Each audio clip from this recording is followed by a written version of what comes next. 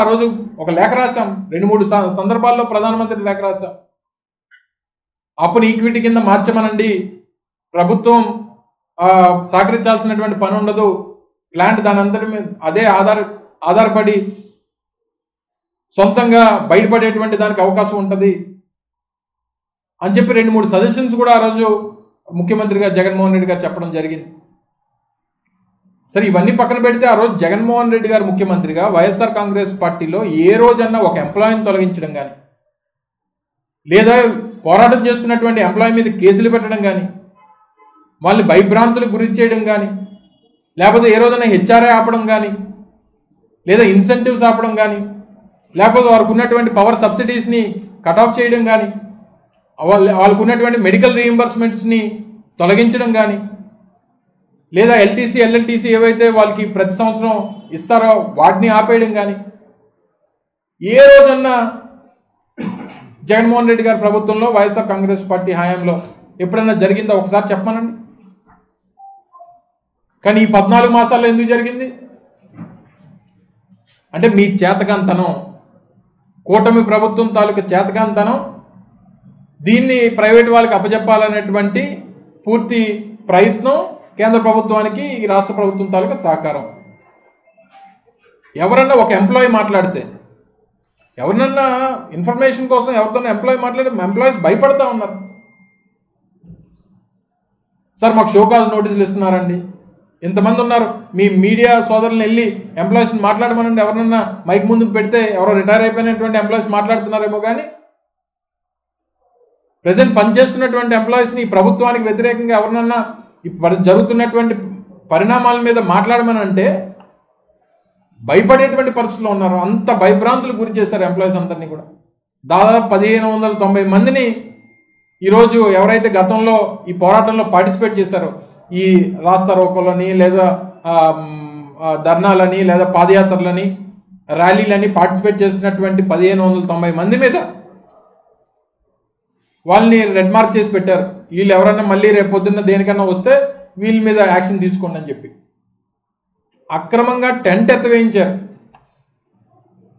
దాదాపు 1300 రోజులు steel plant ఎదురుగా నడిచినటువంటి ఏదైతే పోరాటం చేసినటువంటి టెంట్ ఏదైతే ఉందో పోరాట కమిటీ, రాత్రి మీద టెంట్ ఎత్తేసి అక్కడ బోర్డు పెట్టి ఇక్కడ ఎవరో ఇందులోని పార్టిసిపేట్ చేయడానికి వీల్లేదు అని చెప్పి అక్కడ పోలీస్ ఫోర్స్ని పెట్టారు. ఏ రోజన్నా వైఎస్ఆర్ కాంగ్రెస్ పార్టీ ప్రభుత్వంలో ఏ ఒక్క రోజన్నా ఏ ఒక్క పోలీస్ అన్నా ఏ రోజైనా టెంట్లోకి వెళ్ళి మీరు చేయడానికి వీల్లేదని కానీ, మీరు మాట్లాడడానికి వీల్లేదని కానీ, లేదా మీరు చేస్తున్నటువంటి ఈ పోరాటానికి పర్మిషన్ లేదని కానీ ఏ రోజైనా ఒక్కరైనా చెప్పారో ఒకసారి అడగండి, కార్మికులను అడగండి. అది మా చిత్తశుద్ధి ఆ రోజు. అందుకని జగన్మోహన్ రెడ్డి గారు చెప్పారు, ఆ రోజు నేను ఒప్పుకోలేదు కాబట్టి 2024 ఎన్నికల ప్రచార సభలో మే మాసంలో ఆ రోజు ప్రచార సభకి గాజువాక వచ్చినప్పుడు ఆ రోజు ప్రచార సభలో ప్రజలను ఉద్దేశిస్తూ మాట్లాడినప్పుడు చెప్పారు జగన్మోహన్ రెడ్డి గారు, నేను ఒప్పుకోలేదు కాబట్టే ఆనాటి వరకు ప్రైవేటీకరణ జరగలేదు, ఏ ఒక్కరిని తొలగించలేదు అన్నటువంటి విషయాన్ని. మరి 13 మాసాల్లో ఇన్ని ఇబ్బందులు పడుతున్నారే కార్మికులు, మీకు బాధ్యత లేదా? ఇంకా గోస్ట్ ఎంప్లాయీస్ అని, వాళ్ళ ఎంప్లాయీలు ఎవరు పనిచేయరని, మళ్ళీ తిరిగి మీకు ఓట్లేసినటువంటి మీ కార్మికుల మీద, అక్కడ ఉన్నటువంటి ప్రజల మీద లేనిపోయినటువంటి మాటలు మాట్లాడతారు మీ నాయకులందరూ కూడా కలిసి. సమాధానం ఎవరు చెప్తారు? ఈ 32 డిపార్ట్మెంట్లు ప్రైవేటీకరణకి నిన్న కేంద్ర ప్రభుత్వం ప్లాన్ టు ఎక్స్ప్రెషన్ ఆఫ్ ఇంట్రెస్ట్లు పిలిచింది. వైఎస్ఆర్ కాంగ్రెస్ పార్టీ డిమాండ్ ఈరోజు కార్మికుల తరపున దీన్ని వెంటనే రద్దు చేయాలనేటువంటిది వైఎస్ఆర్ కాంగ్రెస్ పార్టీ డిమాండ్ చేస్తూ ఉంది. తొలగించినటువంటి కాంట్రాక్ట్ కార్మికుల్ని తిరిగి ఉద్యోగాలు తీసుకోవాలని చెప్పి వైఎస్ఆర్ కాంగ్రెస్ పార్టీ డిమాండ్ చేస్తూ ఉంది. ఏవైతే వీరికి ఉన్నటువంటి ఫెసిలిటీస్ ఏవైతే ఉన్నాయో, వాళ్ళ ఇన్సెంటివ్స్ ఏవైతే ఉన్నాయో, వారికి ఉన్నటువంటి జీతాల బకాయిలు ఏవైతే ఉన్నాయో వాటిని వెంటనే ఇవ్వాలని చెప్పి వైఎస్ఆర్ కాంగ్రెస్ పార్టీ డిమాండ్ చేస్తూ ఉంది. కాంట్రాక్ట్ కార్మికులు కానీ పర్మనెంట్ కార్మికులు కానీ వారికి ఉన్నటువంటి హక్కుల్ని వారికి వారికి ఏదైతే రైట్ ఏదైతే ఉందో ఆ రైట్ ఇవ్వాల్సినటువంటి బాధ్యత ఇప్పుడు ఉన్నటువంటి ప్రభుత్వాల మీద ఉంది. మాట్లాడడానికి వీల్లేదు. ఫ్రీడమ్ ఆఫ్ స్పీచ్, వారికి ఉన్నటువంటి బాధని, వారికి ఉన్నటువంటి కష్టాన్ని ప్రజలకు చెప్పుకునేటువంటి అవకాశం, ప్రభుత్వాన్ని నిలదీసేటువంటి అవకాశం ఈరోజు కార్మికులకి ఈ రాజ్యాంగం ఇచ్చినటువంటి హక్కు.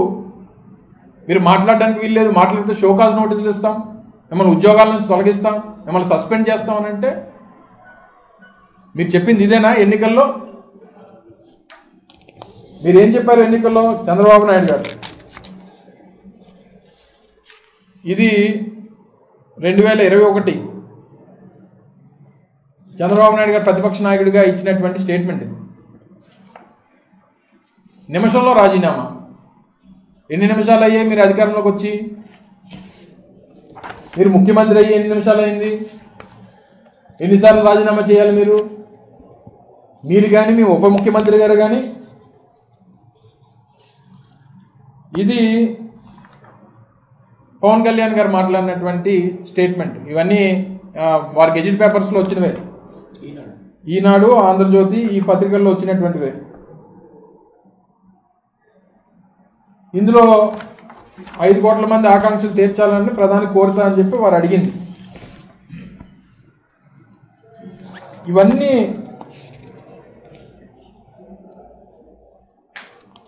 ఇది పవన్ కళ్యాణ్ గారు వారం రోజులు గడువిస్తున్నాం, ఆలోగా స్పందించకపోతే ఉద్యమం తప్పదు, అలాగే అసెంబ్లీలో తీర్మానం చేతులు దులుపుకుంటే కుదరదని చెప్పి ఆ రోజు మా మీద చేసినటువంటి విమర్శ. ఆ రోజు కార్మికులు కోరారు, కార్మిక సంఘాలు కోరినాయి అసెంబ్లీలో తీర్మానం చేయండి అంటే, ఆ రోజు స్పెషల్గా ఆ రోజు అసెంబ్లీ దానికోసం ఏర్పాటు చేసి అసెంబ్లీలో తీర్మానం ప్రవేశపెట్టి తీర్మానాన్ని రాష్ట్ర ప్రజల తాలూకు ఆకాంక్షని ఆ రోజు అసెంబ్లీలో తీర్మానం చేస్తే తీర్మానంలో కనీసం తెలుగుదేశం పార్టీ పార్టిసిపేట్ చేయలేదు. ఇవన్నీ కూడా అంటే ఎన్నికల ముందు మీ అవసరాల కోసం, మీ అధికారం కోసం, మీకు అధికారం రావడం కోసం ఇంతమంది ప్రజల్ని వంచి ఈరోజు ఇన్ని వేల కుటుంబాలు, అది చాలా గొప్పగా చెప్పుకునే వాళ్ళం. గాజువాక మండలం రాష్ట్రంలో హైయెస్ట్ పర్ క్యాపిటా ఇన్కమ్ ఉండేటటువంటి మండలం అని, జీడిపి పరంగా కూడా హైయెస్ట్ జీడిపి ఉన్నటువంటి మండలం గాజువాక్ అని. దేనివల్ల ఇదంతా వచ్చింది? విశాఖపట్నానికి ఈరోజు ఉక్కు నగరంగా పేరు వచ్చిందంటే ఆ స్టీల్ ప్లాంట్ వల్ల. సముద్ర తీరం వెంబడి ఉన్నటువంటి ప్లాంట్స్లో best plant Visakhapatnam steel plant. మీరు అవకాశం ఇచ్చి, చేతునిచ్చి, అన్ని రకాలుగా సపోర్ట్ చేస్తే ప్రపంచంలోనే ఉన్నతమైనటువంటి steel plant Visakhapatnam steel plant. లేదా మెటల్ ప్లాంట్ ఏదైతే నక్కపల్లిలో వస్తుందో దాంతో ఏమైనా ఒప్పందం చేసుకున్నారా? దీన్ని మొత్తం మూసేస్తాము, ఇంకా మీకు ఇబ్బంది లేకుండా చేసుకుంటామని చెప్పి లేదు. ఎందుకంటే చంద్రబాబు నాయుడు గారికి సహజంగా అలవాటు కదా, ప్రభుత్వ రంగ సంస్థల్ని అది పూర్తిగా క్లోజ్ చేసేయడం, వాటిని నిర్వీర్యం చేసేయడం అనేటువంటి చంద్రబాబు నాయుడు గారి మోడస్ ఆపరాండి. ఆయన ప్రభుత్వంలో కానీ ఆయన అధికారంలో ఉన్నప్పుడు కానీ 64 కంపెనీలు మూసాడు ఉమ్మడి రాష్ట్రంలో. చక్కెర కర్మాగారాలు కానీ, ఇతర కర్మాగారాలు కానీ ఉమ్మడి రాష్ట్రం చూస్తే 64. మా చోడవరం షుగర్ ఫ్యాక్టరీ 35 కోట్లు ఇవ్వాలి, 8 నెలలుగా రైతులు ఇబ్బందులు పడతా ఉన్నారు, ₹1 ఇవ్వాల. అంటే ఎక్కడా కూడా ప్రభుత్వ రంగ సంస్థల్ని ఏదో రకంగా నిర్వీర్యం చేసేయాలి, అందులో పనిచేస్తున్నటువంటి ఎంప్లాయీస్ని అందరూ రోడ్లను గీట్ చేసేయాలి, ఇది ఎవరికో నాకు కావాల్సినటువంటి తాబేదారులకి ఎవరికో అప్పచెప్పేయాలనేటువంటి ప్రయత్నమే మీలో కనబడుతుంది తప్ప ప్రభుత్వ రంగ సంస్థల్ని, మనం మిక్స్డ్ ఎకానమీ భారతదేశం, ప్రైవేట్ రంగ సంస్థలు నడుస్తుంటాయి, ప్రభుత్వ రంగ సంస్థలు నడుస్తూ ఉంటాయి. రెండింటిని కాపాడుకుంటూ వెళ్లాల్సినటువంటి బాధ్యత ఉంది. అంతే తప్ప ఒకరి గురించి ఒకరిని పూర్తిగా నిర్వీర్యం చేసేటువంటి దాన్ని పూర్తిగా వ్యతిరేకిస్తూ ఉన్నాం. మళ్ళీ పాపం చాలా భయపడతా ఉన్నారు కార్మికులు. వైఎస్ఆర్ కాంగ్రెస్ పార్టీ కలిసి వచ్చినటువంటి అన్ని రాజకీయ పక్షాలను, అన్ని కార్మిక సంఘాలకు సంబంధించిన నాయకుల్ని అందరినీ కలుపుకొని జగన్మోహన్ రెడ్డి గారి నాయకత్వంలో వారి సలహాలు సూచనల మేరకు ఇక్కడ ఉన్నటువంటి నాయకత్వం అంతా కూడా కలిసి కూర్చొని దీని మీద ఒక కార్యాచరణ రూపొందిస్తాం. త్వరలోనే ఆ కార్యాచరణను కూడా ప్రకటిస్తాం. ఏదైనప్పటికీ ఇందాక మేము చేసినటువంటి డిమాండ్స్ ఏవైతే ఉన్నాయో ఈ 32 డిపార్ట్మెంట్లకు సంబంధించినటువంటి ఎక్స్ప్రెషన్ ఆఫ్ ఇంట్రెస్ట్ ప్రైవేటీకరణ పరంగా చేసినటువంటి ప్రయత్నాన్ని వెంటనే రద్దు చేయాలని, మిగిలినటువంటి డిమాండ్స్ ఏవైతే వాళ్ళ హెచ్ఆర్ఐలు కానీ వాళ్ళ ఎంప్లాయీస్ శాలరీస్ కానీ లేదా కాంట్రాక్ట్ కార్మికుల తొలగింపుకు సంబంధించినటువంటి కానీ ఇవన్నింటినీ కూడా వారికి తిరిగి ఉద్యోగ అవకాశాలు కల్పించాలి, వారికి ఉన్నటువంటి పెండింగ్ బకాయిలన్నీ కూడా చెల్లించాలనేటువంటి వైఎస్ఆర్ కాంగ్రెస్ పార్టీ డిమాండ్ని మీ ద్వారా మరొకసారి ప్రభుత్వానికి తెలియజేస్తా ఉన్నాం.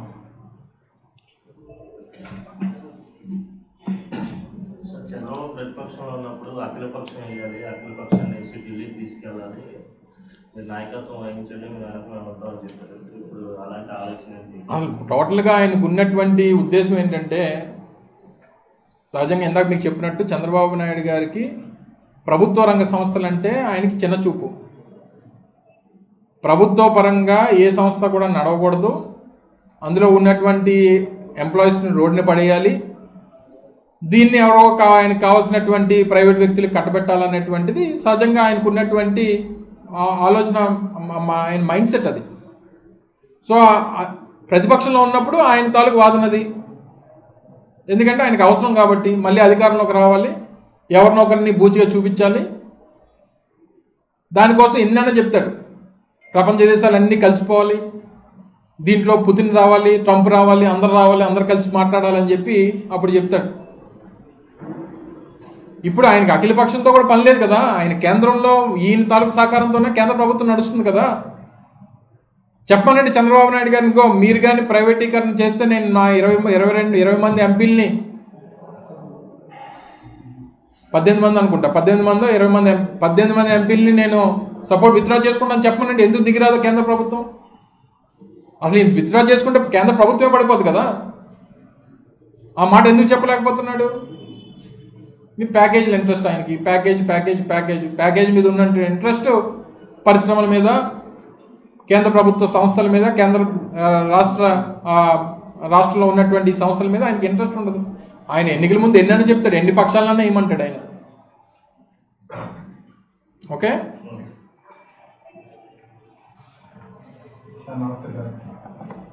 ఏం అయిపోయినాయి మీతో మాట్లాడతాను. ఎక్కడెందుకు పర్సనల్ మాట్లాడుతాను, ఏదో చేసుకో. ప్రభుత్వం తాలూకా సహకారంతో ప్రైవేటీకరణ ఆప్ చేస్తాం, ఇది ప్రభుత్వంలోనే కొనసాగేటువంటి విధంగా ఏ కార్మికుడికి ఇబ్బంది లేకుండా చూసుకుంటాం అనేటువంటి హామీతో ఎన్నికల్లో ముఖ్యంగా విశాఖపట్నంలో దాదాపు 5 లక్షల ఓట్ల మెజారిటీతో పార్లమెంట్ సీట్ని, మిగిలినటువంటి ఎమ్మెల్యే స్థానాల్ని గెలుచుకున్నటువంటి కూటమి ప్రభుత్వం ఈ గడిచినటువంటి 14 మాసాల్లో ముఖ్యంగా స్టీల్ ప్లాంట్ విషయంలో ఏ రకమైనటువంటి అన్యాయం చేసిందో మీ అందరికి కొత్తగా చెప్పాల్సినటువంటి పని లేదు. రోజు రోజుకి ప్లాంట్ ప్రైవేటీకరణ విషయంలో అడుగులు వేస్తూ, నిన్న స్టీల్ ప్లాంట్ మొత్తం మీద దాదాపు 45 నుంచి 50 డిపార్ట్మెంట్లు ఉంటే దాదాపు 32 డిపార్ట్మెంట్లని ప్రైవేటీకరణ చేస్తూ అడుగులు వేస్తున్నటువంటి విషయాన్ని నిన్న మనం చూసాం. దానికి సంబంధించినటువంటి వివిధ విభాగాలకు సంబంధించినటువంటి ఎక్స్ప్రెషన్ ఆఫ్ ఇంట్రెస్ట్లు ఇవన్నీ కూడా ఈ 32 డిపార్ట్మెంట్లకు సంబంధించినటువంటి ఎక్స్ప్రెషన్ ఆఫ్ ఇంట్రెస్ట్లకు ఇచ్చినటువంటి ఏవైతే ఈ నోటీసులు, ఏ డిపార్ట్మెంట్కి ఆ డిపార్ట్మెంట్ ఒకటి 15 పేజీలు ఉన్నాయి. ప్రతి డిపార్ట్మెంట్కి సంబంధించినటువంటి నోటీసు 16/8/2025 అంటే నిన్న కాక మొన్న రాత్రి ఇష్యూ చేస్తూ ఇచ్చినటువంటి నోటీసులు ఇవి. పూర్తిగా అన్ని విభాగాల్ని కూడా ప్రైవేటైజ్ చేస్తూ, ఇండివిజువల్గా కాంట్రాక్టర్స్ని పిలుస్తూ, మీరు ఈ డిపార్ట్మెంట్ని నడపాలంటే ఏ రకమైనటువంటి ఎక్స్ప్రెషన్ ఆఫ్ ఇంట్రెస్ట్తో మీరు ముందుకు వస్తారో అనేటువంటి తెలియజేస్తూ మీరు పార్టిసిపేట్ చేయాలని చెప్పి ఇచ్చినటువంటి నోటీసులు ఇవి. అంటే ఎంత పెద్ద ఎత్తున అక్కడ ఉన్నటువంటి కార్మికుల్ని బెదిరిస్తూ భయపెడుతూ దాదాపు 4 సంవత్సరాల పాటు 2020 డిసెంబర్లో 2021 అనుకుంటా 2021 జనవరిలో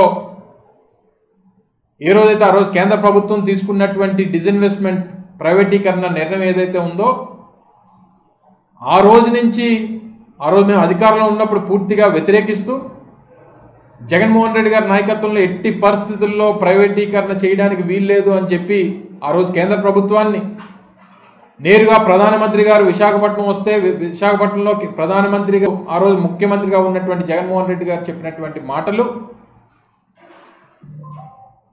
ముఖ్యంగా పోరాట కమిటీ ఏదైతే ఉందో పోరాట కమిటీ తీసుకున్నటువంటి ఏ నిర్ణయాన్నైనా పోరాట కమిటీ ఏ పోరాటం చేస్తామన్నా సరే ఆ రోజు ప్రభుత్వంలో ఉన్నటువంటి జగన్మోహన్ రెడ్డి గారు వైఎస్ఆర్ కాంగ్రెస్ పార్టీ ప్రతి పోరాటానికి మద్దతిస్తూ ప్రతి పోరాటంలో పార్టిసిపేట్ చేస్తూ లా అండ్ ఆర్డర్ పరంగా ఏ రకమైనటువంటి ఇబ్బంది రాకుండా వారికి సహకరిస్తూ దాదాపు మేము అధికారంలో ఉన్నటువంటి 2024 జూన్ వరకు అధికారంలో ఉన్నటువంటి ప్రతి సందర్భంలో కూడా వారికి సహకరిస్తూ వారి టెంట్ వేస్తే ఆ టెంట్లో పార్టిసిపేట్ చేసినటువంటి కార్మికులకు సహకరిస్తూ వాళ్ళకి పోరాటాలకు సహకరిస్తూ ప్రైవేటీకరణ అనేటువంటిది జరగకుండా చూసుకునేటువంటి బాధ్యత ఆ రోజు మా ప్రభుత్వం తీసుకుంటే 2024లో జరిగినటువంటి ఎన్నికల్లో కూడా ప్రజలను ఉద్దేశిస్తూ ఎన్నికల ప్రచార సభలో జగన్మోహన్ రెడ్డి గారు చాలా క్లియర్గా చెప్పారు, ఎట్టి పరిస్థితుల్లో మీరు కూటమి ప్రభుత్వానికి ఓటేయకండి, మీరు కూటమికి ఓటేస్తే ప్రైవేటీకరణకు ఓటేసినట్టే అనేటువంటి విషయాన్ని కూడా ఆ రోజు ముఖ్యమంత్రిగా ఉన్నటువంటి జగన్మోహన్ రెడ్డి గారు చెప్పడం జరిగింది. అయినా సరే ప్రజలు కూటమికి ఓటేశారు. కేంద్రంలో భారతీయ జనతా పార్టీ, రాష్ట్రంలో తెలుగుదేశం పార్టీ, జనసేన, భారతీయ జనతా పార్టీ కలిసి ఉమ్మడి ప్రభుత్వాన్ని నడుపుతా ఉన్నారు. కేంద్రంలో ఉన్నటువంటి భారతీయ జనతా పార్టీ ప్రభుత్వం ఎన్డీఏ ప్రభుత్వం ఏదైతే ఉందో దానికి పూర్తి సహకారాన్ని ఈరోజు రాష్ట్రంలో ఉన్నటువంటి తెలుగుదేశం పార్టీ పార్లమెంట్ సభ్యులు సహకారాన్ని అందిస్తూ ఉన్నారు. మీరు ప్రైవేటీకరణ చేయడానికి వీల్లేదు అని హుకుం జారీ చేసేటువంటి అవకాశం ఈరోజు చంద్రబాబు నాయుడు గారికి ఉన్నా సరే ఎట్టి పరిస్థితుల్లో ప్రైవేటీకరణ జరగాల్సిందే అనేటువంటి విధంగా ఈరోజు కూటమి ప్రభుత్వం వారి చర్యలు ఉన్నాయి. విశాఖ ఉక్కు ఆంధ్రుల హక్కు అనేటువంటి నినాదంతో ఏ సెంటిమెంట్తో అయితే విశాఖపట్నం స్టీల్ ప్లాంట్ని ఆ రోజు రాష్ట్ర ప్రజలు సాధించుకున్నారో 32 మంది ప్రాణాలు బలిగొని ఈ రాష్ట్రానికి విశాఖపట్నం స్టీల్ ప్లాంట్ని అందించాలన్నటువంటి తాపత్రయంతో పోరాటం చేసి సాధించుకున్నటువంటి స్టీల్ ప్లాంట్ని 32 మంది ప్రాణాలు ఆ రోజు బలిగొంటే ఈరోజు మీరు 32 డిపార్ట్మెంట్లని ఈరోజు ప్రైవేట్ పరం చేస్తూ ఉన్నారు. గడిచినటువంటి 14 మాసాల్లో ఏ రకంగా ప్లాంట్ని నిర్వీర్యం చేసుకుంటూ వచ్చారు, కార్మికుల్ని తొలగిస్తూ వచ్చారు అనేటువంటి దానికి అనేక ఉదాహరణలు. నేటికి దాదాపు 4200 మంది కాంట్రాక్ట్ కార్మికులను తొలగించారు ఈ సంవత్సర కాలంలో. ఈ ప్రభుత్వం ఏర్పాటు అయిన తర్వాత గడిచినటువంటి 14 మాసాల్లో 4200 మంది కాంట్రాక్ట్ కార్మికులను తొలగించారంటే మరి వాళ్ళ బ్రతుకులు ఏమైపోవాలి, వాళ్ళ జీవితాలు ఏమైపోవాలి, వారి కుటుంబాలు ఏమైపోవాలి? దీనికి సమాధానం ఎవరు చెప్తారు? చంద్రబాబు నాయుడు చెప్తారా, నరేంద్ర మోడీ గారు చెప్తారా, లేకపోతే పవన్ కళ్యాణ్ గారు చెప్తారా?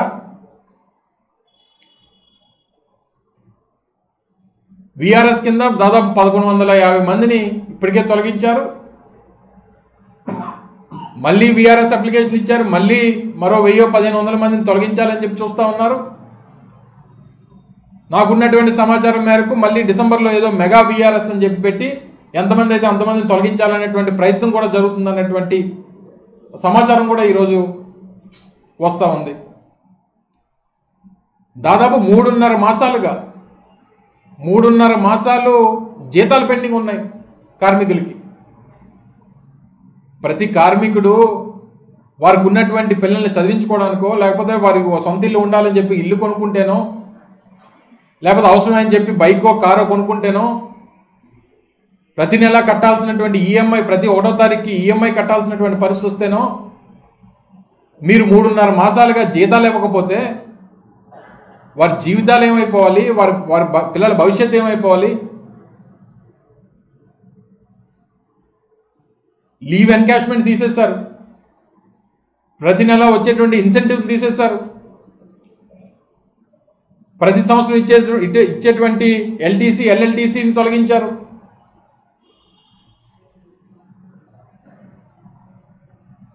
కార్మికులు ఎవరైతే ప్లాంట్ క్వార్టర్స్లో ఉంటున్నారో వారికి సబ్సిడైజ్డ్ రేట్స్లో పవర్ ఉండేది, ₹1 యూనిట్ ఉండేది. అటువంటిది యూనిట్ ₹9 చేశారు. అంటే ప్లాంట్ క్వార్టర్స్లో ఎవడో ఉండడానికి వీల్లేదు, అందరూ ఖాళీ చేసి వెళ్ళిపోతే ఇదంతా కూడా ఎవరికొకటి అప్పచెప్పేద్దాం అనేటువంటి ప్రయత్నం జరుగుతూ ఉంటే,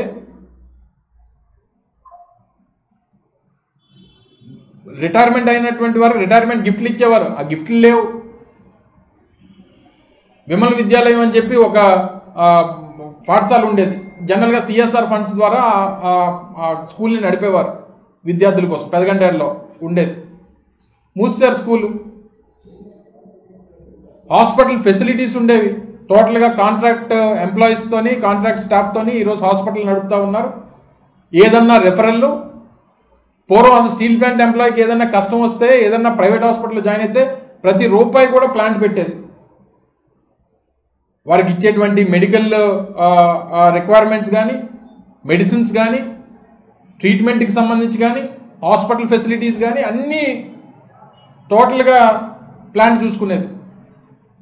ఈరోజు ప్లాంట్ పరిస్థితి ఏంటంటే, ప్లాంట్ నుంచి ఎవరికైనా మెడికల్ ఇష్యూ వస్తే, మెడికల్ ఫ్యామిలీ మెంబర్స్ కానీ ఎవరికైనా వస్తే పలానా హాస్పిటల్కి వెళ్ళి మీరు చూపించుకోండి అని చెప్పి ఉచిత సలహాలు ఇస్తున్నారు తప్ప, కేవలం బెడ్ను డాక్టర్ తాలూకా రిఫరెన్స్ నీకు ఇది బాగుంది బాగోలేదని చెప్పి చెప్తున్నారు తప్ప, ప్లాంట్లో ఉండేటువంటి ఎంప్లాయీస్ గతంలో ఉండేటువంటి మెడికల్ ఫెసిలిటీస్, ఇప్పుడు ఏదన్నా వైజాగ్లో ఏదైనా ప్రైవేట్ హాస్పిటల్లో జాయిన్ చేస్తే మెడిసిన్స్ వాళ్ళే కొనుక్కోవాలి, ట్రీట్మెంట్ వాళ్ళే చేయించుకోవాలి, డబ్బంతా వాళ్ళే పెట్టుకోవాలి. కేవలం హాస్పిటల్ బెడ్ ఒకటి, డాక్టర్స్ తాలూకా సజెషన్ ఒకటి, ఇంతే గత సంవత్సర కాలంగా జరుగుతూ ఉంది. ఇన్ని ఫెసిలిటీస్ మొత్తం అంతా కూడా, పవర్ సబ్సిడీ తీశారు, ఇందాక మీకు చెప్పినట్టు హాస్పిటల్ సర్వీసెస్ క్లోజ్ చేశారు, శాలరీస్, హౌస్ రెంట్ అలవెన్స్ కూడా తీశారు. ఇది కూడా మీ అందరికీ, మీ ద్వారా ప్రజలందరికీ కూడా తెలుసు. హౌస్ రెంట్ అలవెన్స్లు తీస్తారు. ఇంక మీరు అన్నీ తీసేస్తే మరి ఎంప్లాయీస్ తాలూకు ఫెసిలిటీసు, కాంట్రాక్ట్ ఎంప్లాయీలని 4,000 మందిని తీస్తారు. పర్మనెంట్ ఎంప్లాయీస్ యావరేజ్గా కూడా ప్రతి నెల సహజంగా రిటైర్ అయిపోయినటువంటి ఎంప్లాయీస్ నెలకి 100 నుంచి 150 మంది రొటీన్గా వయసు వచ్చి రిటైర్ అయిపోయినటువంటి వారు ప్రతి నెల ఉన్నారు 150 మంది. ఒకసారి 200, 300 మంది కూడా సందర్భాన్ని బట్టి, జూన్ జూలై మాసాల్లో అనుకుంటా, సందర్భాన్ని బట్టి ఒక నెల 200, 300 మంది కూడా రిటైర్ అయిపోయినటువంటి వారు ఉన్నారు. కొత్త ఎంప్లాయ్మెంట్ తీసుకునేటువంటి పరిస్థితి దాదాపు చాలా సంవత్సరాల నుంచి లేదు. అంటే ఆటోమేటిక్గా రిటైర్ అయిపోయినటువంటి వారు, వారి వయసు రీత్యా రిటైర్ అయిపోయినటువంటి వారు, మీరు బలవంతంగా వీఆర్ఎస్ పెట్టి మానిపించేసేటువంటి వారు, మీరు కాంట్రాక్ట్ ఎంప్లాయీస్ని తొలగించేటువంటి వారు. అంటే ఒక్క సంవత్సరంలో ఈ 13 మాసాలు మీకు అధికారం వచ్చిన తర్వాత ఈ 13-14 మాసాల్లో దాదాపు 8 నుంచి 9 వేల మంది స్టీల్ ప్లాంట్ ఎంప్లాయీస్ని తొలగించారు. అంటే ఎంతమంది రోడ్డున పడ్డారు, ఎన్ని వేల కుటుంబాలు ఈరోజు రోడ్డున పడ్డాయి, వారి ఆర్థిక పరిస్థితులు ఏంటి, వారి భవిష్యత్తు ఏంటి, ఏ ఒక్క రోజన్నా ఆలోచించిందా? ఆ 11,400 కోట్లు ప్యాకేజ్ అన్నారు, ఇప్పటికి దాదాపు 7,000-8,000 కోట్లు ఇచ్చారు. అందులో మీరు వాడింది ఏంటంటే ఒక 500 కోట్ల రూపాయలు వీఆర్ఎస్ పెట్టినటువంటి ఎంప్లాయీస్ని పంపించేసేటటువంటి దానికి వాడారు. మిగిలినటువంటి డబ్బు బ్యాంకులు కట్టడానికి వాడారు. దగ్గర రూపాయి వడ్డీ మీద దాదాపు 26,000 నుంచి 30,000 కోట్ల రూపాయలు వడ్డీలు కడతా ఉన్నారు. ఆ రోజు జగన్మోహన్ రెడ్డి గారు ముఖ్యమంత్రిగా ఆ రోజు ఒక లేఖ రాశాం, 2-3 సందర్భాల్లో ప్రధానమంత్రి లేఖ రాశాం. అప్పుడు ఈక్విటీ కింద మార్చమనండి, ప్రభుత్వం సహకరించాల్సినటువంటి పని ఉండదు, ప్లాంట్ దాని అందరి మీద అదే ఆధారపడి సొంతంగా బయటపడేటువంటి దానికి అవకాశం ఉంటుంది అని చెప్పి 2-3 సజెషన్స్ కూడా ఆ రోజు ముఖ్యమంత్రిగా జగన్మోహన్ రెడ్డి గారు చెప్పడం జరిగింది. సరే ఇవన్నీ పక్కన పెడితే ఆ రోజు జగన్మోహన్ రెడ్డి గారు ముఖ్యమంత్రిగా వైఎస్ఆర్ కాంగ్రెస్ పార్టీలో ఏ రోజన్నా ఒక ఎంప్లాయీని తొలగించడం కానీ, లేదా పోరాటం చేస్తున్నటువంటి ఎంప్లాయీ మీద కేసులు పెట్టడం కానీ, వాళ్ళని భయభ్రాంతులకు గురి చేయడం కానీ, లేకపోతే ఏ రోజైనా హెచ్ఆర్ఏ ఆపడం కానీ, లేదా ఇన్సెంటివ్స్ ఆపడం కానీ, లేకపోతే వారికి ఉన్నటువంటి పవర్ సబ్సిడీస్ని కట్ ఆఫ్ చేయడం కానీ, వాళ్ళకు ఉన్నటువంటి మెడికల్ రీయింబర్స్మెంట్స్ని తొలగించడం కానీ, లేదా ఎల్టీసీ ఎల్ఎల్టీసీ ఏవైతే వాళ్ళకి ప్రతి సంవత్సరం ఇస్తారో వాటిని ఆపేయడం కానీ ఏ రోజన్నా జగన్మోహన్ రెడ్డి గారి ప్రభుత్వంలో వైఎస్ఆర్ కాంగ్రెస్ పార్టీ హయాంలో ఎప్పుడన్నా జరిగిందో ఒకసారి చెప్పమనండి. కానీ ఈ 14 మాసాల్లో ఎందుకు జరిగింది అంటే మీ చేతకాంతనం, కూటమి ప్రభుత్వం తాలూకు చేతకాంతనం, దీన్ని ప్రైవేట్ వాళ్ళకి అప్పచెప్పాలనేటువంటి పూర్తి ప్రయత్నం కేంద్ర ప్రభుత్వానికి ఈ రాష్ట్ర ప్రభుత్వం తాలూకు సహకారం. ఎవరన్నా ఒక ఎంప్లాయీ మాట్లాడితే, ఎవరినన్నా ఇన్ఫర్మేషన్ కోసం ఎవరితోన్నా ఎంప్లాయీ మాట్లాడితే ఎంప్లాయీస్ భయపడతా ఉన్నారు. సార్ మాకు షోకాజ్ నోటీసులు ఇస్తున్నారండి, ఇంతమంది ఉన్నారు, మీ మీడియా సోదరులను వెళ్ళి ఎంప్లాయీస్ని మాట్లాడమనండి, ఎవరినన్నా మైక్ ముందుకు పెడితే ఎవరో రిటైర్ అయిపోయినటువంటి ఎంప్లాయీస్ మాట్లాడుతున్నారేమో. కానీ ప్రజెంట్ పనిచేస్తున్నటువంటి ఎంప్లాయీస్ని ప్రభుత్వానికి వ్యతిరేకంగా ఎవరినన్నా జరుగుతున్నటువంటి పరిణామాల మీద మాట్లాడమని అంటే భయపడేటువంటి పరిస్థితుల్లో ఉన్నారు. అంత భయభ్రాంతులు గురి చేశారు ఎంప్లాయీస్ అందరినీ కూడా. దాదాపు 1590 మందిని ఈరోజు ఎవరైతే గతంలో ఈ పోరాటంలో పార్టిసిపేట్ చేశారో, ఈ రాస్తా రోకోలని, లేదా ధర్నాలని, లేదా పాదయాత్రలని, ర్యాలీలని పార్టిసిపేట్ చేసినటువంటి 1590 మంది మీద వాళ్ళని రెడ్ మార్క్ చేసి పెట్టారు. వీళ్ళు ఎవరన్నా మళ్ళీ రేపు పొద్దున్న దేనికన్నా వస్తే వీళ్ళ మీద యాక్షన్ తీసుకోండి అని చెప్పి అక్రమంగా టెంట్ ఎత్తవేయించారు. దాదాపు 1300 రోజులు స్టీల్ ప్లాంట్ ఎదురుగా నడిచినటువంటి ఏదైతే పోరాటం చేసినటువంటి టెంట్ ఏదైతే ఉందో పోరాట కమిటీ, రాత్రి మీద టెంట్ ఎత్తేసి అక్కడ బోర్డు పెట్టి ఇక్కడ ఎవరో ఇందులోని పార్టిసిపేట్ చేయడానికి వీల్లేదు అని చెప్పి అక్కడ పోలీస్ ఫోర్స్ని పెట్టారు. ఏ రోజన్నా వైఎస్ఆర్ కాంగ్రెస్ పార్టీ ప్రభుత్వంలో ఏ ఒక్క రోజన్నా ఏ ఒక్క పోలీస్ అన్నా ఏ రోజైనా టెంట్లోకి వెళ్ళి మీరు చేయడానికి వీల్లేదని కానీ, మీరు మాట్లాడడానికి వీల్లేదని కానీ, లేదా మీరు చేస్తున్నటువంటి ఈ పోరాటానికి పర్మిషన్ లేదని కానీ ఏ రోజైనా ఒక్కరన్నా చెప్పారో ఒకసారి అడగండి, కార్మికులను అడగండి. అది మా చిత్తశుద్ధి ఆ రోజు. అందుకని జగన్మోహన్ రెడ్డి గారు చెప్పారు, ఆ రోజు నేను ఒప్పుకోలేదు కాబట్టి 2024 ఎన్నికల ప్రచార సభలో మే మాసంలో ఆ రోజు ప్రచార సభకి గాజువాక వచ్చినప్పుడు ఆ రోజు ప్రచార సభలో ప్రజలను ఉద్దేశిస్తూ మాట్లాడినప్పుడు చెప్పారు జగన్మోహన్ రెడ్డి గారు, నేను ఒప్పుకోలేదు కాబట్టే ఆనాటి వరకు ప్రైవేటీకరణ జరగలేదు, ఏ ఒక్కరిని తొలగించలేదు అన్నటువంటి విషయాన్ని. మరి 13 మాసాల్లో ఇన్ని ఇబ్బందులు పడుతున్నారే కార్మికులు, మీకు బాధ్యత లేదా? ఇంకా గోస్ట్ ఎంప్లాయీస్ అని, వాళ్ళ ఎంప్లాయీలు ఎవరు పనిచేయరని మళ్ళీ తిరిగి మీకు ఓట్లేసినటువంటి మీ కార్మికుల మీద, అక్కడ ఉన్నటువంటి ప్రజల మీద లేనిపోయినటువంటి మాటలు మాట్లాడతారు మీ నాయకులందరూ కూడా కలిసి. సమాధానం ఎవరు చెప్తారు? ఈ 32 డిపార్ట్మెంట్లు ప్రైవేటీకరణకి నిన్న కేంద్ర ప్రభుత్వం ప్లాన్ టు ఎక్స్ప్రెషన్ ఆఫ్ ఇంట్రెస్ట్లు పిలిచింది. వైఎస్ఆర్ కాంగ్రెస్ పార్టీ డిమాండ్ ఈరోజు కార్మికుల తరపున దీన్ని వెంటనే రద్దు చేయాలనేటువంటిది వైఎస్ఆర్ కాంగ్రెస్ పార్టీ డిమాండ్ చేస్తూ ఉంది. తొలగించినటువంటి కాంట్రాక్ట్ కార్మికుల్ని తిరిగి ఉద్యోగాలు తీసుకోవాలని చెప్పి వైఎస్ఆర్ కాంగ్రెస్ పార్టీ డిమాండ్ చేస్తూ ఉంది. ఏవైతే వీరికి ఉన్నటువంటి ఫెసిలిటీస్ ఏవైతే ఉన్నాయో, వాళ్ళ ఇన్సెంటివ్స్ ఏవైతే ఉన్నాయో, వారికి ఉన్నటువంటి జీతాల బకాయిలు ఏవైతే ఉన్నాయో వాటిని వెంటనే ఇవ్వాలని చెప్పి వైఎస్ఆర్ కాంగ్రెస్ పార్టీ డిమాండ్ చేస్తూ ఉంది. కాంట్రాక్ట్ కార్మికులు కానీ పర్మనెంట్ కార్మికులు కానీ వారికి ఉన్నటువంటి హక్కుల్ని, వారికి ఏదైతే రైట్ ఏదైతే ఉందో ఆ రైట్ ఇవ్వాల్సినటువంటి బాధ్యత ఇప్పుడు ఉన్నటువంటి ప్రభుత్వాల మీద ఉంది. మాట్లాడడానికి వీల్లేదు, ఫ్రీడమ్ ఆఫ్ స్పీచ్, వారికి ఉన్నటువంటి బాధని, వారికి ఉన్నటువంటి ఆ కష్టాన్ని ప్రజలకు చెప్పుకునేటువంటి అవకాశం, ప్రభుత్వాన్ని నిలదీసేటువంటి అవకాశం ఈరోజు కార్మికులకి ఈ రాజ్యాంగం ఇచ్చినటువంటి హక్కు. మీరు మాట్లాడడానికి వీల్లేదు, మాట్లాడితే షోకాజ్ నోటీసులు ఇస్తాం, మిమ్మల్ని ఉద్యోగాల నుంచి తొలగిస్తాం, మిమ్మల్ని సస్పెండ్ చేస్తామని అంటే మీరు చెప్పింది ఇదేనా? ఎన్నికల్లో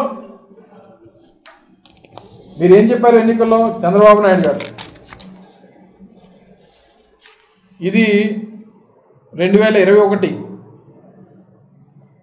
చంద్రబాబు నాయుడు గారు ప్రతిపక్ష నాయకుడిగా ఇచ్చినటువంటి స్టేట్మెంట్. ఇది నిమిషంలో రాజీనామా. ఎన్ని నిమిషాలు అయ్యాయి మీరు అధికారంలోకి వచ్చి? మీరు ముఖ్యమంత్రి అయ్యి ఎన్ని నిమిషాలు అయింది? ఎన్నిసార్లు రాజీనామా చేయాలి మీరు కానీ మీ ఉప ముఖ్యమంత్రి గారు కానీ? ఇది పవన్ కళ్యాణ్ గారు మాట్లాడినటువంటి స్టేట్మెంట్. ఇవన్నీ వారి గెజిట్ పేపర్స్లో వచ్చినవే, ఈనాడు, ఆంధ్రజ్యోతి, ఈ పత్రికల్లో వచ్చినటువంటివే. ఇందులో 5 కోట్ల మంది ఆకాంక్షలు తీర్చాలని ప్రధాని కోరుతా అని చెప్పి వారు అడిగింది. ఇవన్నీ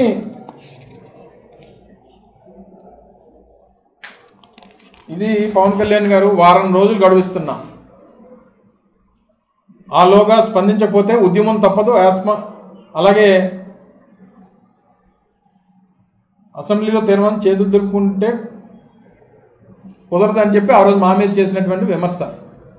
ఆ రోజు కార్మికులు కోరారు, కార్మిక సంఘాలు కోరినాయి అసెంబ్లీలో తీర్మానం చేయండి అంటే, ఆ రోజు స్పెషల్గా ఆ రోజు అసెంబ్లీ దానికోసం ఏర్పాటు చేసి అసెంబ్లీలో తీర్మానం ప్రవేశపెట్టి, తీర్మానాన్ని రాష్ట్ర ప్రజల తాలూకు ఆకాంక్షని ఆ రోజు అసెంబ్లీలో తీర్మానం చేస్తే, తీర్మానంలో కనీసం తెలుగుదేశం పార్టీ పార్టిసిపేట్ చేయలేదు.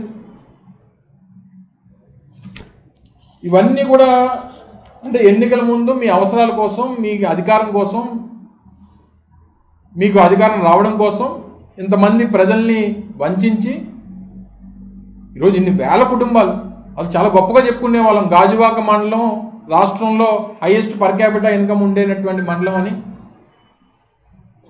జీడిపి పరంగా కూడా హైయెస్ట్ జీడిపి ఉన్నటువంటి మండలం గాజువాక్ అని. దేనివల్ల ఇదంతా వచ్చింది? విశాఖపట్నానికి ఈరోజు ఉక్కు నగరంగా పేరు వచ్చిందంటే ఆ స్టీల్ ప్లాంట్ వల్ల. సముద్ర తీరం వెంబడి ఉన్నటువంటి ప్లాంట్స్లో best plant Visakhapatnam steel plant. మీరు అవకాశం ఇచ్చి, చేతినిచ్చి, అన్ని రకాలుగా సపోర్ట్ చేస్తే ప్రపంచంలోనే ఉన్నతమైనటువంటి steel plant Visakhapatnam steel plant. లేదా మెటల్ ప్లాంట్ ఏదైతే నక్కపల్లిలో వస్తుందో దాంతో ఏమైనా ఒప్పందం చేసుకున్నారా? దీన్ని మొత్తం మూసేస్తాము, ఇంకా మీకు ఇబ్బంది లేకుండా చేసుకుంటామని చెప్పి లేదు. ఎందుకంటే చంద్రబాబు నాయుడు గారికి సహజంగా అలవాటు కదా, ప్రభుత్వ రంగ సంస్థల్ని అది పూర్తిగా క్లోజ్ చేసేయడం, వాటిని నిర్వీర్యం చేసేయడం అనేటువంటి చంద్రబాబు నాయుడు గారి మోడస్ ఆపరెండి. ఆయన ప్రభుత్వంలో కానీ, ఆయన అధికారంలో ఉన్నప్పుడు కానీ 64 కంపెనీలు మూసాడు ఉమ్మడి రాష్ట్రంలో. చక్కెర కర్మాగారాలు కానీ, ఇతర కర్మాగారాలు కానీ ఉమ్మడి రాష్ట్రం చూస్తే 64. మా చోడవరం షుగర్ ఫ్యాక్టరీ 35 కోట్లు ఇవ్వాలి, 8 నెలలుగా రైతులు ఇబ్బందులు పడుతూ ఉన్నారు, ₹1 ఇవ్వాలి.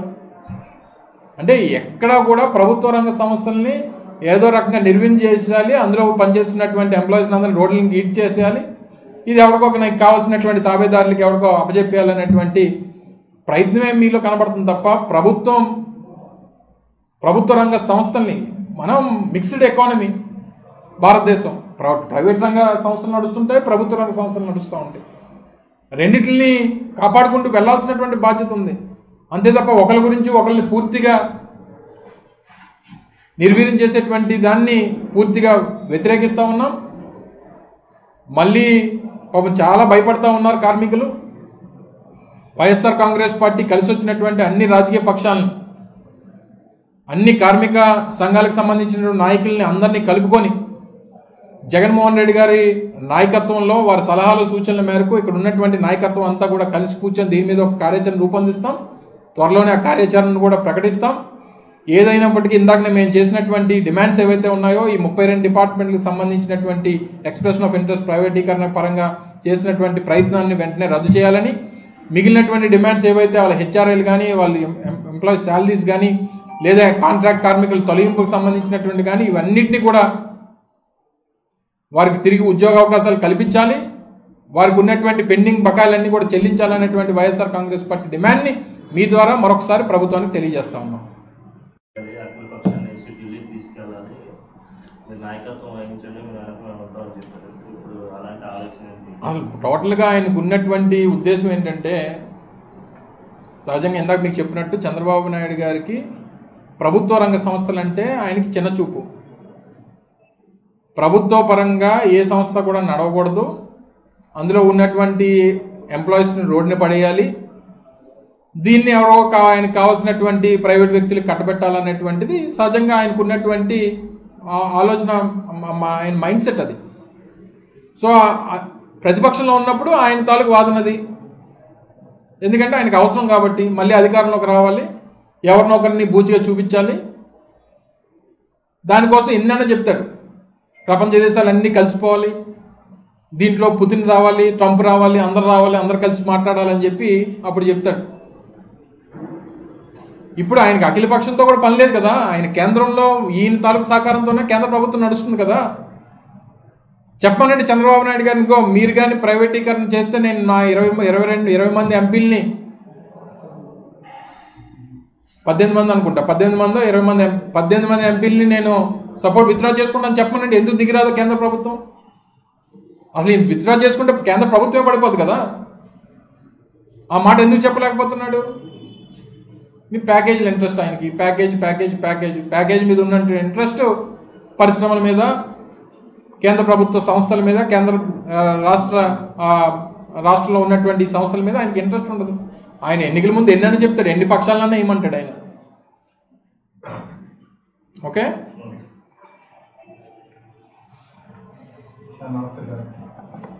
ఏం ప్రభుత్వం తాలూకా సహకారంతో ప్రైవేటీకరణ ఆప్ చేస్తాం,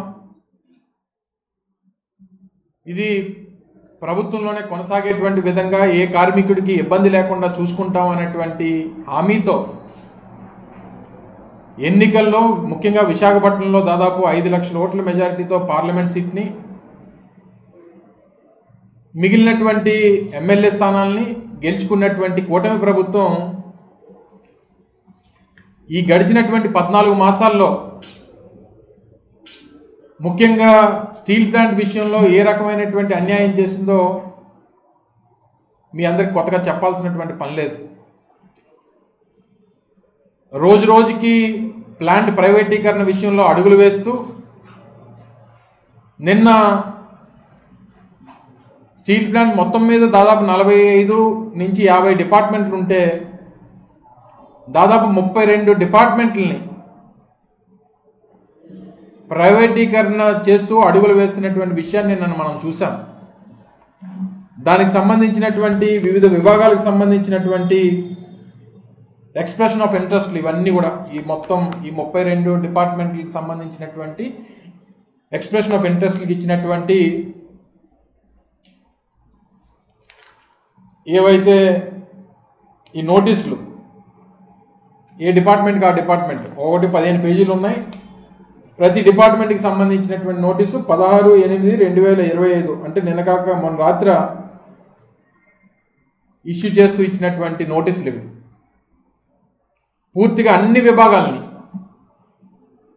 విభాగాల్ని కూడా ప్రైవేటైజ్ చేస్తూ, ఇండివిజువల్గా కాంట్రాక్టర్స్ని పిలుస్తూ, మీరు ఈ డిపార్ట్మెంట్ని నడపాలంటే ఏ రకమైనటువంటి ఎక్స్ప్రెషన్ ఆఫ్ ఇంట్రెస్ట్తో మీరు ముందుకు వస్తారో అనేటువంటి తెలియజేస్తూ మీరు పార్టిసిపేట్ చేయాలని చెప్పి ఇచ్చినటువంటి నోటీసులు ఇవి. అంటే ఎంత పెద్ద ఎత్తున అక్కడ ఉన్నటువంటి కార్మికుల్ని బెదిరిస్తూ, భయపెడుతూ దాదాపు 4 సంవత్సరాల పాటు 2020 డిసెంబర్లో 2021 అనుకుంటా, 2021 జనవరిలో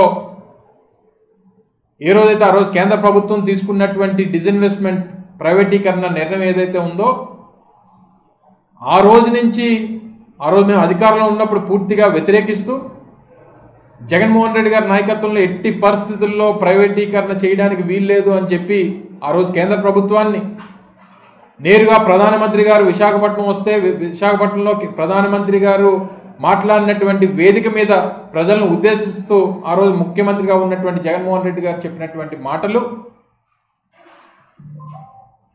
ముఖ్యంగా పోరాట కమిటీ ఏదైతే ఉందో పోరాట కమిటీ తీసుకున్నటువంటి ఏ నిర్ణయాన్నైనా, పోరాట కమిటీ ఏ పోరాటం చేస్తామన్నా సరే ఆ రోజు ప్రభుత్వంలో ఉన్నటువంటి జగన్మోహన్ రెడ్డి గారు వైఎస్ఆర్ కాంగ్రెస్ పార్టీ ప్రతి పోరాటానికి మద్దతిస్తూ ప్రతి పోరాటంలో పార్టిసిపేట్ చేస్తూ లా అండ్ ఆర్డర్ పరంగా ఏ రకమైనటువంటి ఇబ్బంది రాకుండా వారికి సహకరిస్తూ దాదాపు మేము అధికారంలో ఉన్నటువంటి 2024 జూన్ వరకు అధికారంలో ఉన్నటువంటి ప్రతి సందర్భంలో కూడా వారికి సహకరిస్తూ వారి టెంట్ వేస్తే ఆ టెంట్లో పార్టిసిపేట్ చేసినటువంటి కార్మికులు సహకరిస్తూ వాళ్ళకి పోరాటాలకు సహకరిస్తూ ప్రైవేటీకరణ అనేటువంటిది జరగకుండా చూసుకునేటువంటి బాధ్యత ఆ రోజు మా ప్రభుత్వం తీసుకుంటే 2024 జరిగినటువంటి ఎన్నికల్లో కూడా ప్రజలను ఉద్దేశిస్తూ ఎన్నికల ప్రచార సభలో జగన్మోహన్ రెడ్డి గారు చాలా క్లియర్గా చెప్పారు, ఎట్టి పరిస్థితుల్లో మీరు కూటమి ప్రభుత్వానికి ఓటు వేయకండి, మీరు కూటమికి ఓటేస్తే ప్రైవేటీకరణకు ఓటేసినట్టే అనేటువంటి విషయాన్ని కూడా ఆ రోజు ముఖ్యమంత్రిగా ఉన్నటువంటి జగన్మోహన్ రెడ్డి గారు చెప్పడం జరిగింది. అయినా సరే ప్రజలు కూటమికి ఓటేశారు. కేంద్రంలో భారతీయ జనతా పార్టీ, రాష్ట్రంలో తెలుగుదేశం పార్టీ, జనసేన, భారతీయ జనతా పార్టీ కలిసి ఉమ్మడి ప్రభుత్వాన్ని నడుపుతా ఉన్నారు. కేంద్రంలో ఉన్నటువంటి భారతీయ జనతా పార్టీ ప్రభుత్వం, ఎన్డీఏ ప్రభుత్వం ఏదైతే ఉందో దానికి పూర్తి సహకారాన్ని ఈరోజు రాష్ట్రంలో ఉన్నటువంటి తెలుగుదేశం పార్టీ పార్లమెంట్ సభ్యులు సహకారాన్ని అందిస్తూ ఉన్నారు. మీరు ప్రైవేటీకరణ చేయడానికి వీల్లేదు అని హుకుం జారీ చేసేటువంటి అవకాశం ఈరోజు చంద్రబాబు నాయుడు గారికి ఉన్నా సరే ఎట్టి పరిస్థితుల్లో ప్రైవేటీకరణ జరగాల్సిందే అనేటువంటి విధంగా ఈరోజు కూటమి ప్రభుత్వం వారి చర్యలు ఉన్నాయి. విశాఖ ఉక్కు ఆంధ్రుల హక్కు అనేటువంటి నినాదంతో ఏ సెంటిమెంట్తో అయితే విశాఖపట్నం స్టీల్ ప్లాంట్ని ఆ రోజు రాష్ట్ర ప్రజలు సాధించుకున్నారో, 32 మంది ప్రాణాలు బలిగొని ఈ రాష్ట్రానికి విశాఖపట్నం స్టీల్ ప్లాంట్ని అందించాలన్నటువంటి తాపత్రయంతో పోరాటం చేసి సాధించుకున్నటువంటి స్టీల్ ప్లాంట్ని 32 మంది ప్రాణాలు ఆ రోజు బలిగొంటే ఈరోజు మీరు 32 డిపార్ట్మెంట్లని ఈరోజు ప్రైవేట్ పరం చేస్తూ ఉన్నారు. గడిచినటువంటి 14 మాసాల్లో ఏ రకంగా ప్లాంట్ని నిర్వీర్యం చేసుకుంటూ వచ్చారు, కార్మికుల్ని తొలగిస్తూ వచ్చారు అనేటువంటి దానికి అనేక ఉదాహరణలు. నేటికి దాదాపు 4200 మంది కాంట్రాక్ట్ కార్మికులను తొలగించారు ఈ సంవత్సర కాలంలో. ఈ ప్రభుత్వం ఏర్పాటైన తర్వాత గడిచినటువంటి 14 మాసాల్లో 4200 మంది కాంట్రాక్ట్ కార్మికులను తొలగించారంటే మరి వాళ్ళ బ్రతుకులు ఏమైపోవాలి, వాళ్ళ జీవితాలు ఏమైపోవాలి, వారి కుటుంబాలు ఏమైపోవాలి? దీనికి సమాధానం ఎవరు చెప్తారు? చంద్రబాబు నాయుడు చెప్తారా, నరేంద్ర మోడీ గారు చెప్తారా, లేకపోతే పవన్ కళ్యాణ్ గారు చెప్తారా? విఆర్ఎస్ కింద దాదాపు 1150 మందిని ఇప్పటికే తొలగించారు.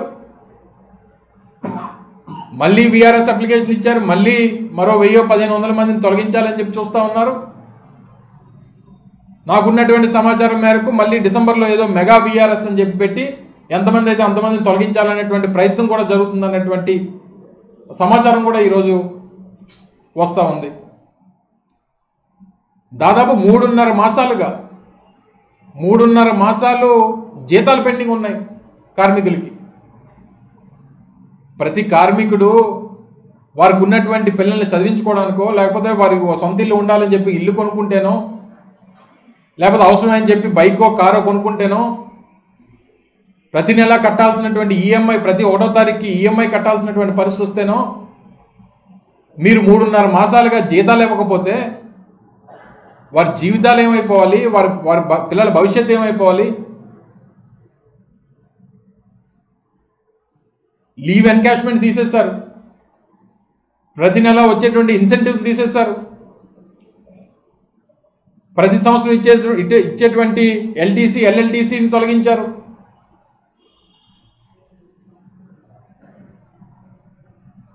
కార్మికులు ఎవరైతే ప్లాంట్ క్వార్టర్స్లో ఉంటున్నారో వారికి సబ్సిడైజ్ రేట్స్లో పవర్ ఉండేది, ₹1 యూనిట్ ఉండేది. అటువంటిది యూనిట్ ₹9 చేశారు. అంటే ప్లాంట్ క్వార్టర్స్లో ఎవడో ఉండడానికి వీల్లేదు, అందరూ ఖాళీ చేసి వెళ్ళిపోతే ఇదంతా కూడా ఎవరికొకటి అప్పచెప్పేద్దాం అనేటువంటి ప్రయత్నం జరుగుతూ ఉంటే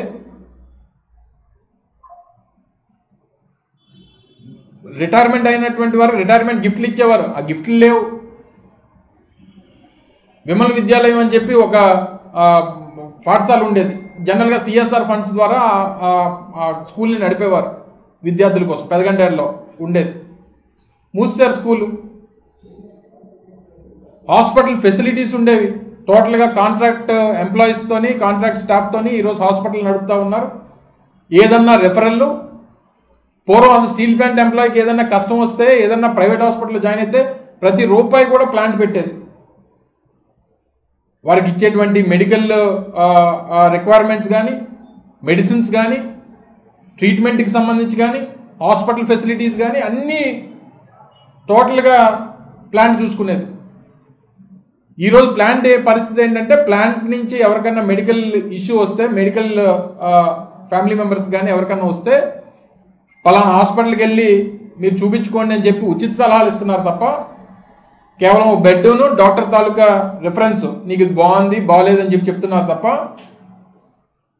ప్లాంట్లో ఉండేటువంటి ఎంప్లాయీస్ గతంలో ఉండేటువంటి మెడికల్ ఫెసిలిటీస్ ఇప్పుడు ఏదన్నా వైజాగ్లో ఏదైనా ప్రైవేట్ హాస్పిటల్లో జాయిన్ చేస్తే మెడిసిన్స్ వాళ్ళే కొనుక్కోవాలి, ట్రీట్మెంట్ వాళ్ళే చేయించుకోవాలి, డబ్బంతా వాళ్ళే పెట్టుకోవాలి.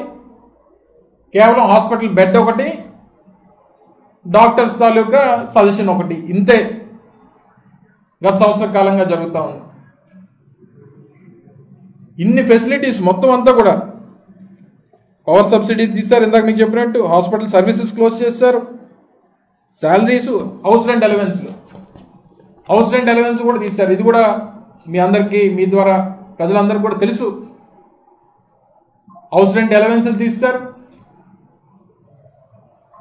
ఇంక మీరు అన్నీ తీసేస్తే మరి ఎంప్లాయీస్ తాలూకు ఫెసిలిటీసు, కాంట్రాక్ట్ ఎంప్లాయీని 4,000 మందిని తీస్తారు.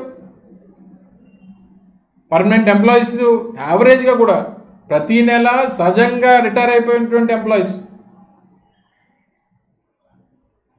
నెలకి 100 నుంచి 150 మంది రొటీన్గా వయసు వచ్చి రిటైర్ అయిపోయినటువంటి వారు ప్రతి నెల ఉన్నారు 150 మంది. ఓసారి 200-300 మంది కూడా సందర్భాన్ని బట్టి జూన్ జూలై మాసాల్లో అనుకుంటా సందర్భాన్ని బట్టి ఒక నెల 200-300 మంది కూడా రిటైర్ అయిపోయినటువంటి వారు ఉన్నారు. కొత్త ఎంప్లాయ్మెంట్ తీసుకునేటువంటి పరిస్థితి దాదాపు చాలా సంవత్సరాల నుంచి లేదు. అంటే ఆటోమేటిక్గా రిటైర్ అయిపోయినటువంటి వారు, వారి వయసు రీత్యా రిటైర్ అయిపోయినటువంటి వారు, మీరు బలవంతంగా వీఆర్ఎస్ పెట్టి మానిపించేసేటువంటి వారు, మీరు కాంట్రాక్ట్ ఎంప్లాయీస్ని తొలగించేటువంటి వారు, అంటే ఒక్క సంవత్సరంలో ఈ 13 మాసాలు మీకు అధికారం వచ్చిన తర్వాత ఈ 13-14 మాసాల్లో దాదాపు 8 నుంచి 9,000 మంది స్టీల్ ప్లాంట్ ఎంప్లాయీస్ని తొలగించారు.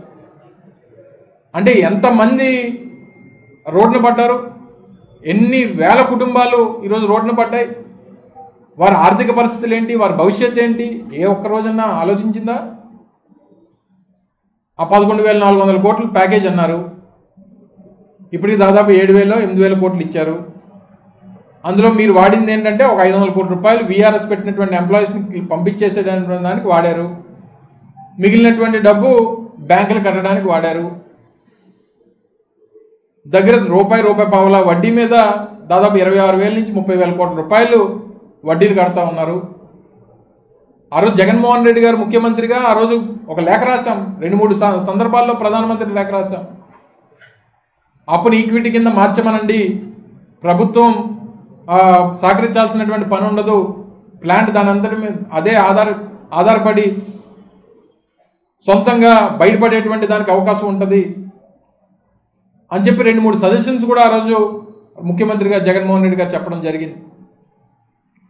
సరే, ఇవన్నీ పక్కన పెడితే ఆ రోజు జగన్మోహన్ రెడ్డి గారు ముఖ్యమంత్రిగా వైఎస్ఆర్ కాంగ్రెస్ పార్టీలో ఏ రోజన్నా ఒక ఎంప్లాయీని తొలగించడం కానీ, లేదా పోరాటం చేస్తున్నటువంటి ఎంప్లాయీ మీద కేసులు పెట్టడం కానీ, వాళ్ళని భయభ్రాంతులకు గురి చేయడం కానీ, లేకపోతే ఏ రోజైనా హెచ్ఆర్ఏ ఆపడం కానీ, లేదా ఇన్సెంటివ్స్ ఆపడం కానీ, లేకపోతే వారికి ఉన్నటువంటి పవర్ సబ్సిడీస్ని కట్ ఆఫ్ చేయడం కానీ, వాళ్ళకు ఉన్నటువంటి మెడికల్ రీయింబర్స్మెంట్స్ని తొలగించడం కానీ, లేదా ఎల్టీసీ ఎల్ఎల్టీసీ ఏవైతే వాళ్ళకి ప్రతి సంవత్సరం ఇస్తారో వాటిని ఆపేయడం కానీ ఏ రోజన్నా జగన్మోహన్ రెడ్డి గారి ప్రభుత్వంలో వైఎస్ఆర్ కాంగ్రెస్ పార్టీ హయాంలో ఎప్పుడన్నా జరిగిందో ఒకసారి చెప్పమనండి. కానీ ఈ 14 మాసాల్లో ఎందుకు జరిగింది అంటే మీ చేతకాంతనం, కూటమి ప్రభుత్వం తాలూకు చేతకాంతనం, దీన్ని ప్రైవేట్ వాళ్ళకి అప్పచెప్పాలనేటువంటి పూర్తి ప్రయత్నం కేంద్ర ప్రభుత్వానికి ఈ రాష్ట్ర ప్రభుత్వం తాలూకు సహకారం. ఎవరన్నా ఒక ఎంప్లాయీ మాట్లాడితే, ఎవరినన్నా ఇన్ఫర్మేషన్ కోసం ఎవరితోన్నా ఎంప్లాయీ మాట్లాడితే ఎంప్లాయీస్ భయపడతా ఉన్నారు. సార్ మాకు షోకాజ్ నోటీసులు ఇస్తున్నారండి, ఇంతమంది ఉన్నారు, మీ మీడియా సోదరులను వెళ్ళి ఎంప్లాయీస్ని మాట్లాడమనండి. ఎవరినన్నా మైక్ ముందు పెడితే ఎవరో రిటైర్ అయిపోయినటువంటి ఎంప్లాయీస్ మాట్లాడుతున్నారేమో, కానీ ప్రజెంట్ పనిచేస్తున్నటువంటి ఎంప్లాయీస్ని ప్రభుత్వానికి వ్యతిరేకంగా ఎవరినన్నా జరుగుతున్నటువంటి పరిణామాల మీద మాట్లాడమని అంటే భయపడేటువంటి పరిస్థితుల్లో ఉన్నారు. అంత భయభ్రాంతులకు గురి చేశారు ఎంప్లాయీస్ అందరినీ కూడా.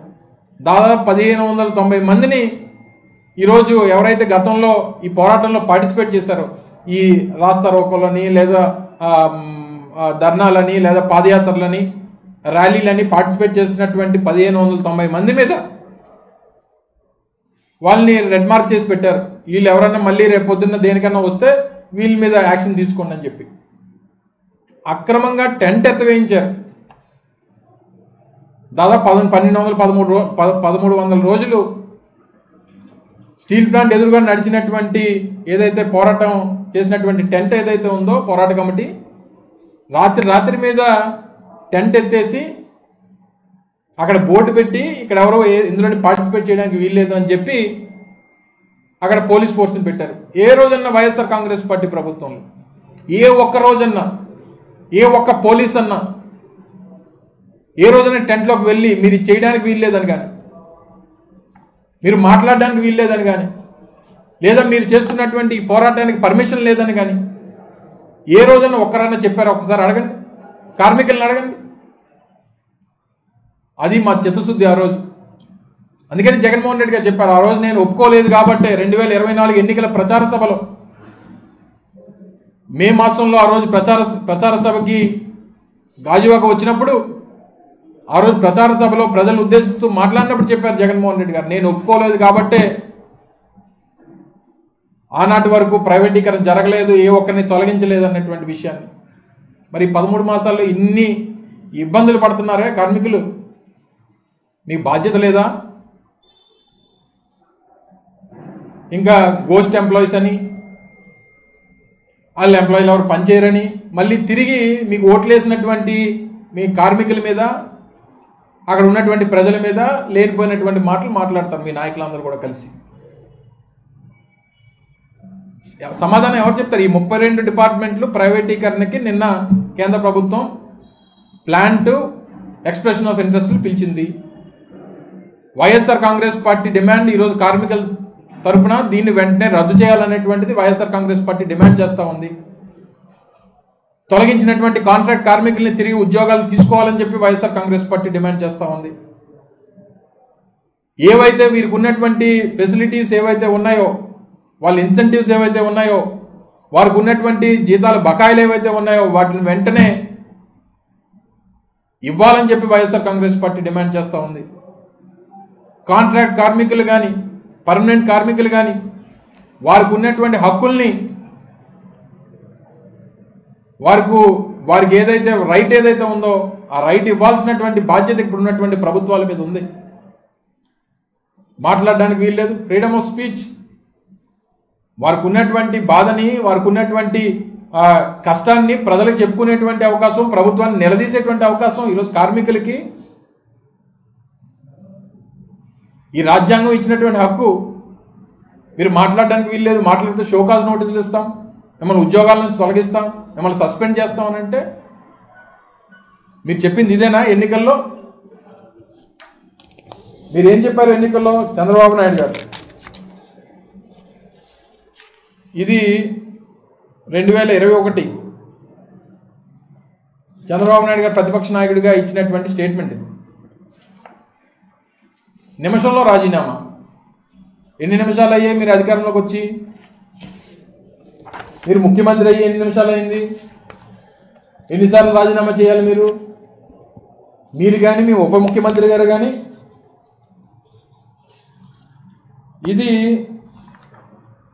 పవన్ కళ్యాణ్ గారు మాట్లాడినటువంటి స్టేట్మెంట్. ఇవన్నీ వారి గెజిట్ పేపర్స్లో వచ్చినవే, ఈనాడు, ఆంధ్రజ్యోతి ఈ పత్రికల్లో వచ్చినటువంటివే. ఇందులో 5 కోట్ల మంది ఆకాంక్షలు తీర్చాలని ప్రధాని కోరుతా అని చెప్పి వారు అడిగింది.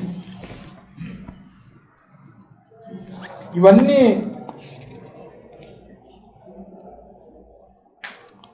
ఇది పవన్ కళ్యాణ్ గారు వారం రోజులు గడువిస్తున్నా, ఆలోగా స్పందించకపోతే ఉద్యమం తప్పదు, అలాగే అసెంబ్లీలో తీర్మానం చేతులు దులుపుకుంటే కుదరదు అని చెప్పి ఆ రోజు మా మీద చేసినటువంటి విమర్శ. ఆ రోజు కార్మికులు కోరారు, కార్మిక సంఘాలు కోరినాయి అసెంబ్లీలో తీర్మానం చేయండి అంటే, ఆ రోజు స్పెషల్గా ఆ రోజు అసెంబ్లీ దానికోసం ఏర్పాటు చేసి అసెంబ్లీలో తీర్మానం ప్రవేశపెట్టి తీర్మానాన్ని రాష్ట్ర ప్రజల తాలూకు ఆకాంక్షని ఆ రోజు అసెంబ్లీలో తీర్మానం చేస్తే తీర్మానంలో కనీసం తెలుగుదేశం పార్టీ పార్టిసిపేట్ చేయలేదు. ఇవన్నీ కూడా అంటే ఎన్నికల ముందు మీ అవసరాల కోసం, మీ అధికారం కోసం, మీకు అధికారం రావడం కోసం ఇంతమంది ప్రజల్ని వంచి ఈరోజు ఇన్ని వేల కుటుంబాలు, అది చాలా గొప్పగా చెప్పుకునే వాళ్ళం. గాజువాక మండలం రాష్ట్రంలో హైయెస్ట్ పర్ క్యాపిటల్ ఇన్కమ్ ఉండేటటువంటి మండలం అని, జీడిపి పరంగా కూడా హైయెస్ట్ జీడిపి ఉన్నటువంటి మండలం గాజువాక్ అని. దేనివల్ల ఇదంతా వచ్చింది? విశాఖపట్నానికి ఈరోజు ఉక్కు నగరంగా పేరు వచ్చిందంటే ఆ స్టీల్ ప్లాంట్ వల్ల. మరిన్ని విశాఖ ఉక్కు RNL వార్తల కోసం మన వైజాగ్ స్టీల్ ఫ్యామిలీ యూట్యూబ్ ఛానల్లో సబ్స్క్రైబ్ అవ్వండి.